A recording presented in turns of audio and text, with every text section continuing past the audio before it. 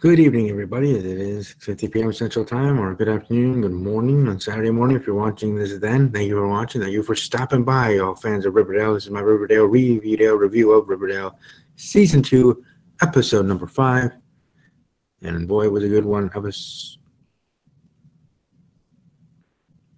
about that. I was just checking for something. Anyways, Episode 5 sure was a doozy, as they all have been in this MTV stream kind of sense I'm getting, and how the show is going, having the killer find out who it is. Say on my suspect board, as I always will, top 5 each episode review. But moving right along, let's start this review. Let's roll.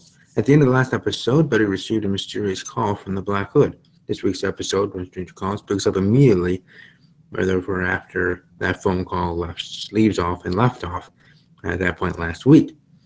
The Black Hood threatens Betty's sister. After telling Betty his mission is to set Riverdale on the righteous path again, to cleanse it up sinners, the Black Hood reveals he knows where Betty's pregnant sister Polly is.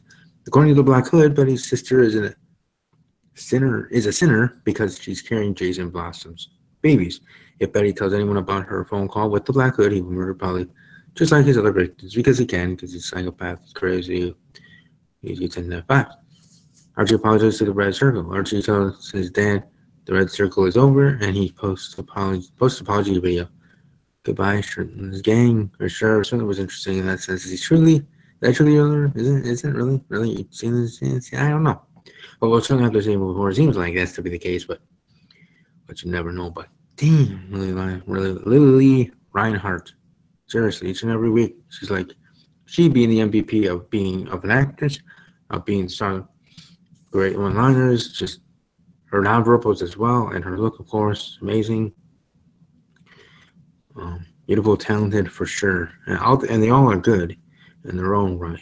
But Lily not only is one you want to see in Playboy, but she also is one you want to see being in Fortune 500, richest woman in the world, sort of thing, because she is that talented as an actress, so they can get to the level of The Rock. The Rock and Lily Reinhardt, best male actor being The Rock, and female being Lily. Just my opinion. Don't go crazy. Don't destroy the messenger here in the comment section below, but it's my opinion. Betty confides in Archie about the Black Hood.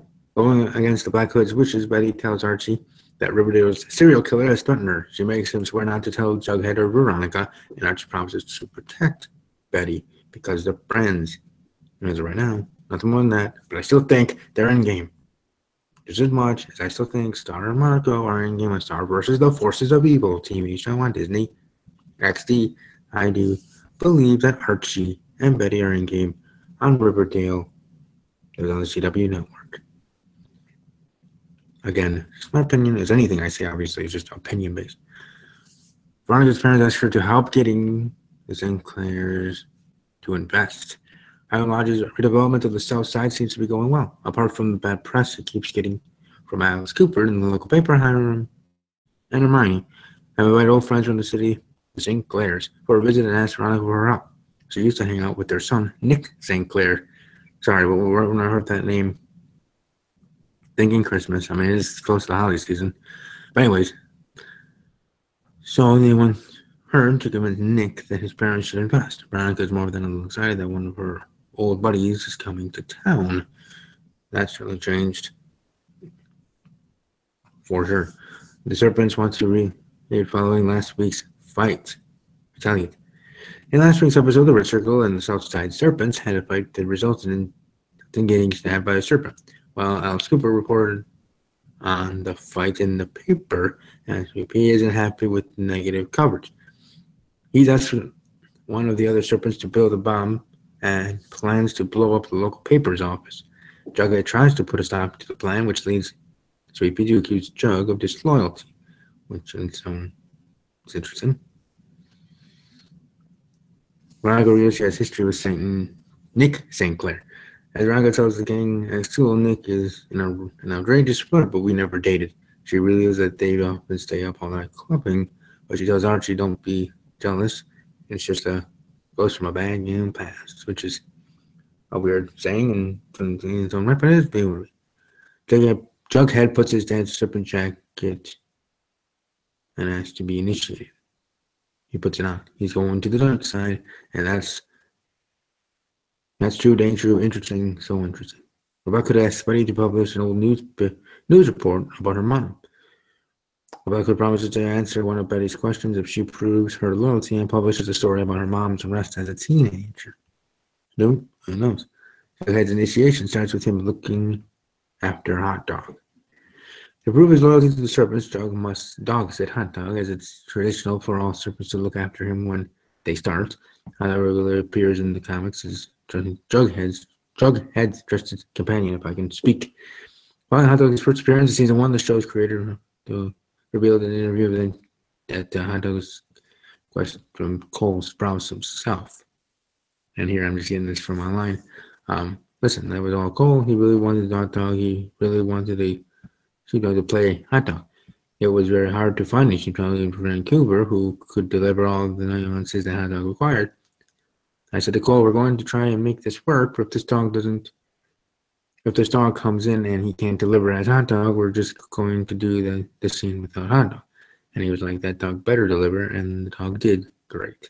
So just pulling that up from online. Specifically to that, because I know people were wondering about that.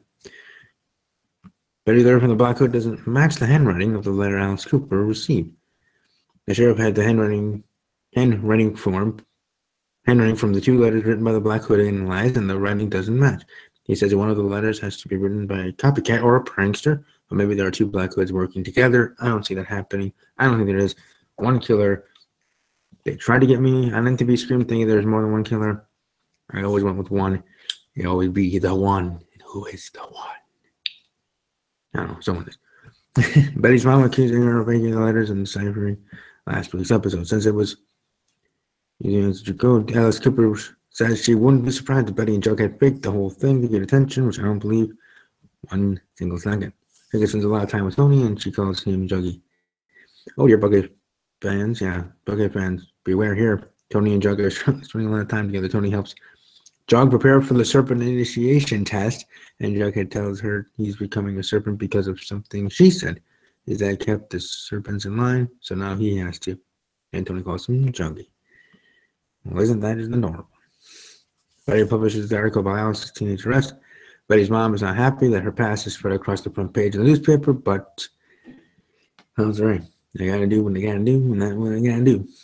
Nick Sinclair offered Veronica and Archie cocaine. They both say no to Nick's first offer of it. Veronica turned down him. That's brave new world for her. Well, Archie changed her, He had some of that, going back.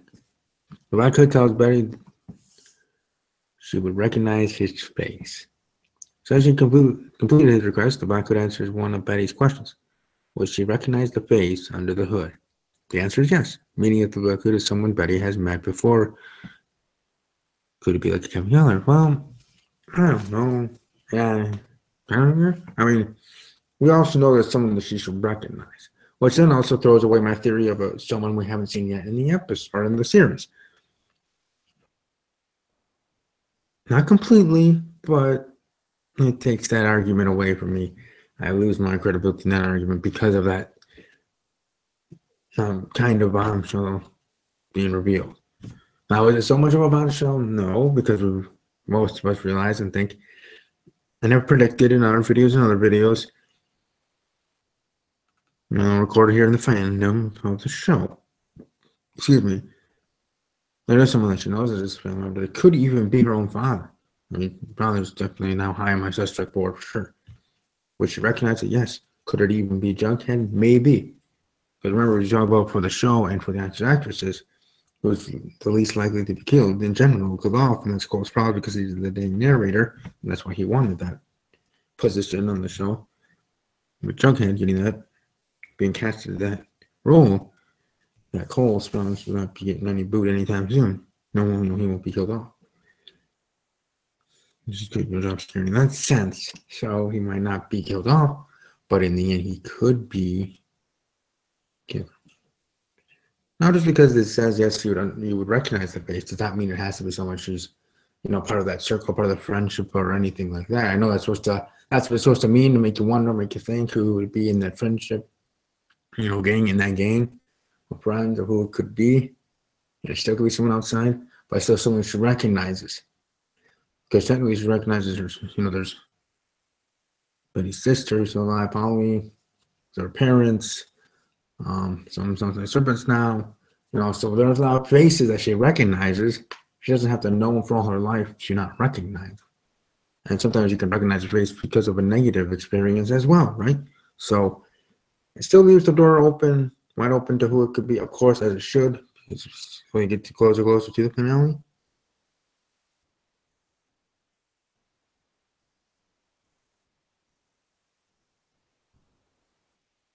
But we'll certainly have to see how that goes. Moving forward, of course, Betty has to cut Veronica out of her life. The Black Hood tells Betty to cut all the bad people out of her life, starting with Veronica. During the circle will hurt her. Parent sister Betty agrees. So that was all right. Chuck and Betty have a reunion because she's from the North Side and she has, and he the South. Betty and Chuck are set up as the new Romeo and Juliet. Jughead tells Betty wishes they could win together, but neither of them is completely honest with the other about what was happening in their lives. Jughead doesn't tell Betty about his serpent initiation, and Betty doesn't reveal that the Black Hood has been stalking her. Yeah, that's gonna get it's alright.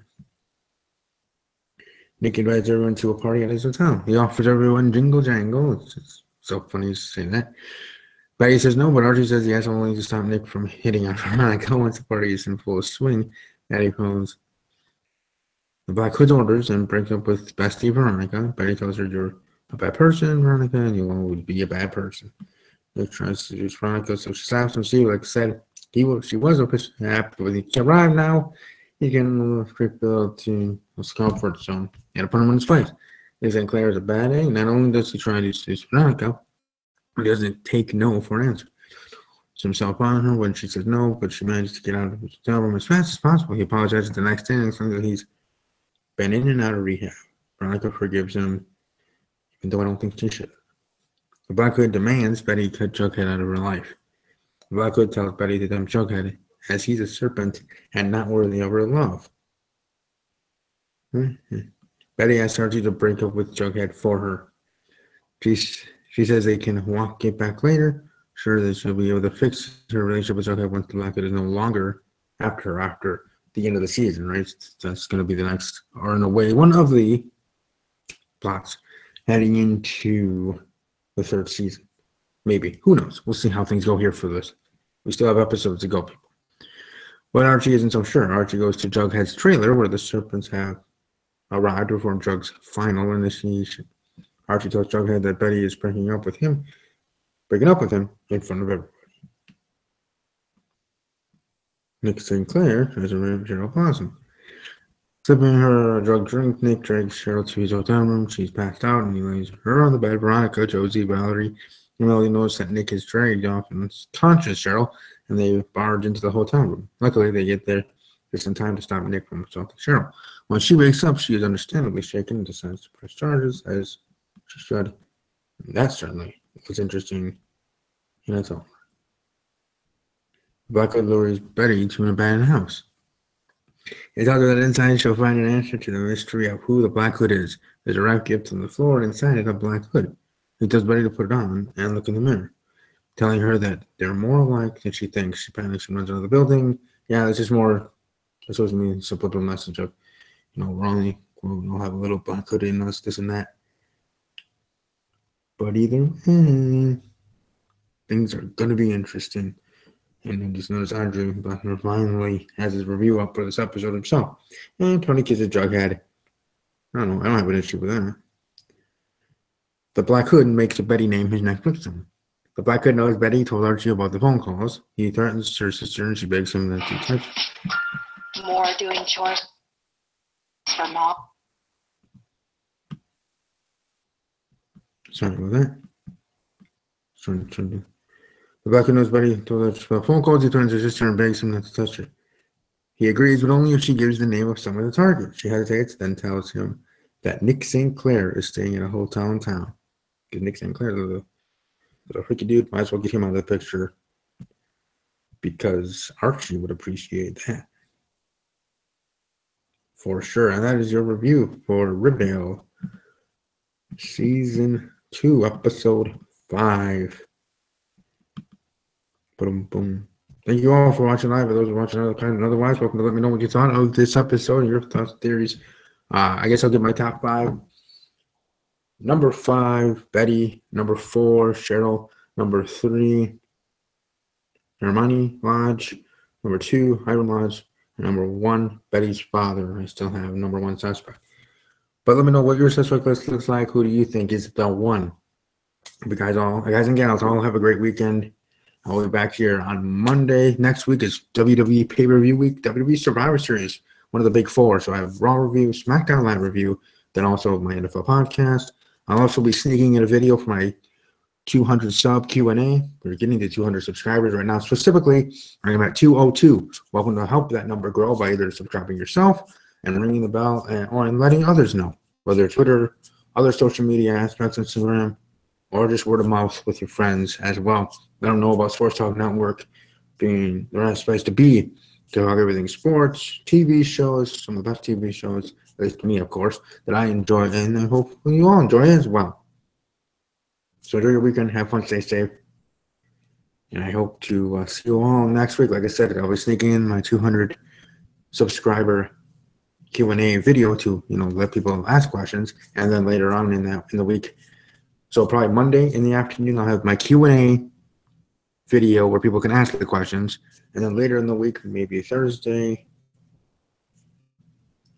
afternoon or maybe Friday afternoon. It'll have to be in the afternoon because my evenings are full with Wednesday night being the NFL podcast. Thursday's going to be Survivor Series prediction episode. And then Fridays, I usually do now, Riverdale reviews of Riverdale episodes and Life in Pieces as well. So 2 videos on Friday. So point in the afternoon. Well, it's like I said, that's why I ring the bell, so you know when these things are happening.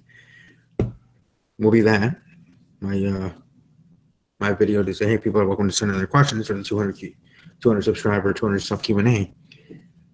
And then later in the week, Thursday and Friday, in the afternoon, I'll be answering the questions. And those that watch live on Thursday and Friday can continue to ask questions because there's no limit on the amount of questions and no limit to or the deadline to answering questions is the end of that second video when I'm answering everybody's questions. That obviously, being the end of that. So, and then the next time I'll be doing a Q&A probably when I get to 500, halfway to 1K.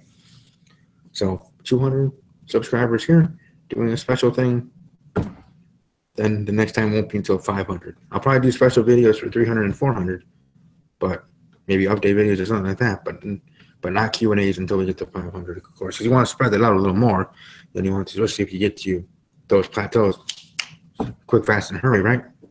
Once I'd love to wake up tomorrow and already be at 1K, that would rock, but I know that's not realistic. But again, hope everybody has a great weekend. Have fun, stay safe. Keep warm if you're here in the Midwest. Above all else, as always, take care.